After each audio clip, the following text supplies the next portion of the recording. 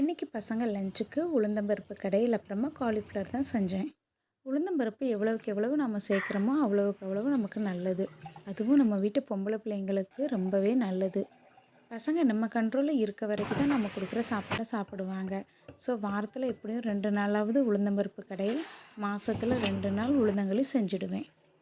உளுந்தம்பருப்பை நல்லா சுத்தம் பண்ணிவிட்டு தேவையான அளவுக்கு மிளகாய்த்தூள், மஞ்சள் தூள், உப்பு, காயப்பொடி போட்டு மீடியம் ஃப்ளேமில் ஒரு 3 விசில் வச்சு எடுத்துட்டு, கடுகு, வெங்காயம், கருவேப்பிலை போட்டு தாளித்து கொட்டிட்டு, சுட சுட ஒயிட் ரைஸில் கொஞ்சம் வீட்டில் செஞ்ச நெய், அப்புறமா இந்த உளுந்தம்பருப்பை ஒரு 4-5 கரண்டி ஊற்றி நல்லா மிக்ஸ் பண்ணி சாப்பிட்டோன்னா அவ்வளோ அருமையாக இருக்கும். இது கூட காலிஃப்ளவர் வறுவல் இல்லைன்னா பொட்டேட்டோ ஃப்ரை ரொம்ப நல்லாயிருக்கும்.